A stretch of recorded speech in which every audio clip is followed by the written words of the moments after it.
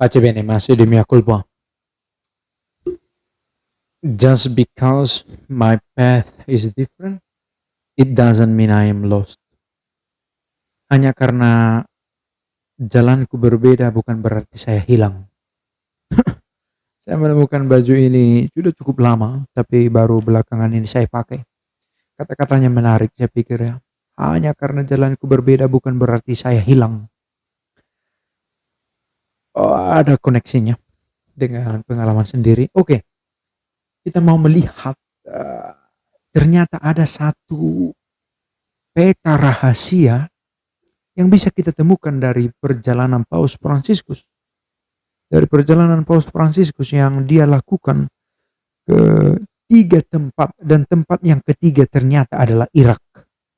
Saya menemukan satu tulisan di situs resmi berita Vatikan, Vatican News, Pope Francis and Islam. Dalam hubungannya dengan Islam.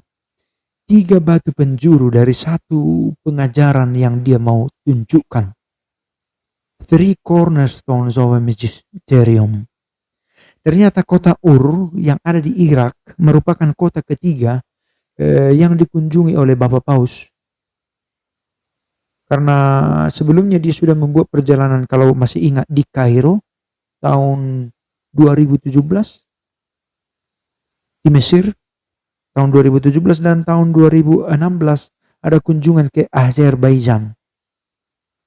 Dan mayoritas pendengarnya di sana adalah Muslim. Meskipun ada banyak agama-agama lain yang lebih kecil yang ikut serta dalam pembicaraan interreligius itu. Jadi bagi orang-orang yang berkata bahwa Paus Fransiskus itu tidak berani, tidak menunjukkan wajah gereja, saya pikir harus mulai mengoreksi pemikirannya dengan melihat satu misi rahasia yang dijalankan oleh Paus Fransiskus dengan kunjungan ke tiga kota Muslim ini. Azerbaijan pada tahun 2016,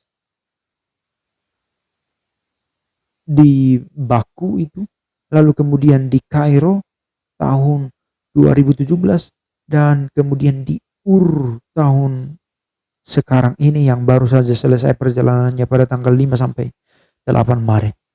Oke, mari kita baca di sini. Ada keterhubungan dari tiga kunjungan yang dibuat oleh Paus Fransiskus dalam hubungan dengan dialog antaragama, tetapi secara lebih eksklusif bisa dikatakan dialog dengan Islam. Ada peta perjalanan di antara ketiga hal itu. Bagaimana dia mau menunjukkan kunjungan kepausannya hendak mengatakan bahwa kita harus membangun persaudaraan, bukan untuk menghilangkan perbedaan. Itu katanya dikatakan secara langsung oleh Paus Fransiskus dalam kunjungannya. Pertama dia kunjungan ke Azerbaijan, di sana dia mengunjungi komunitas Muslim, tetapi juga ada komunitas agama lain di negara itu yang ikut berkumpul. Dan pidatonya yang kedua dialamatkan kepada bangsa Islam Sunni yang ada di Mesir. Dan finally, akhirnya, yang ketiga dialamatkan kepada agama yang lebih luas pendengarnya, tapi secara umum adalah Islam mayoritas. Dan tentu juga termasuk orang-orang Kristen yang mewakili kelompok Mesopotamia, agama-agama Mesopotamia, agama-agama Abrahamaik, ada Yahudinya, ada Islamnya, ada Kristennya. Yang benar-benar dipromosikan oleh Paus bukanlah untuk melupakan perbedaan. Paus Fransiskus tidak pernah menyuarakan hilangkanlah perbedaan. It is not an approach that forgets the differences. Bukan pendekatan yang mengatakan bahwa lupakanlah perbedaan, bukan itu. Lupakanlah identitas, bukan itu. Tidak ada one world religion, tidak dikatakan begitu. Tetapi harus lebih beriman dengan identitas keagamaan yang dimiliki, di mana agama itu harus berperan besar dalam membangun perdamaian. Masalahnya adalah agama itu terlalu diambil menjadi milik seseorang, dijadikan menjadi identitas seseorang dan menggerakkan orang lain untuk kepentingan orang tertentu ini. Di Baku, di hadapan di Azerbaijan di hadapan dari syekhnya orang muslim dan Kaukasus dan kelompok-kelompok agama lain. Paus Fransiskus berkata, tugas terbesar dari agama adalah menemani manusia, pria dan wanita, untuk mencari makna hidup. Agama harus berguna untuk membantu manusia mencari makna hidup. Jadi tidak melulu soal surga dan neraka yang menakutkan itu, tetapi dalam situasi sekarang, agama harus turut berserta dalam membantu manusia mencari apa makna hidupnya. Membantu mereka untuk mengerti bahwa keterbatasan manusia dan hal-hal yang ditunjukkan oleh dunia ini benar-benar sementara. Kita punya keterbatasan dan yang disajikan oleh dunia ini adalah sementara. Kebahagiaan, kesenangan yang dihadirkan oleh dunia itu tidak absolut, tidak pernah menjadi absolut. Akan ada batasnya dan akan berakhir. Itu dikatakan oleh Paus Fransiskus dalam khotbahnya, dalam sermon yang diberikannya di Baku. Lalu di Kairo, dalam satu konferensi internasional, dalam pertemuan dengan Imam Al-Azhar Al-Tayyib, nama imam ini, Paus Fransiskus menyuarakan tentang Gunung Sinai yang mengingatkan kita pentingnya perjanjian akan Allah itu, dan itu ada di atas segala yang baik yang pernah kita kenal di bumi ini. Gunung Sinai menunjukkan bahwa ada perjanjian Allah dengan manusia. Dan perjanjian itu kalau ditaati akan membawa perdamaian. 10 perintah Allah.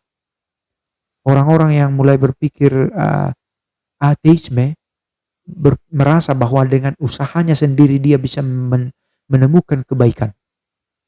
Ternyata kita toh butuh tuntunan dari Allah. Maka ada orang yang mulai tidak percaya pada agama. Di antara orang Kristen malah ada kecenderungan itu yang mengatakan bahwa yang penting mengikut Kristus, tidak perlu memiliki agama. Dalam agama kita mengenal Kristus.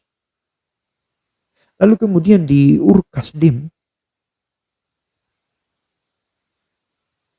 ada kecenderungan manusia. Dalam satu khotbahnya Paus Fransiskus berkata, mengeluarkan Allah, membuat Allah tidak memiliki peran dalam hidup kita. Dan orang mulai berhenti beribadat kepadanya dan mengubah peribadatan kepada Allah dengan identitas-identitas kemanusiaan karena kepentingan dari sekelompok manusia. Maka tidak heran ada orang memakai nama Allah untuk melakukan kekerasan.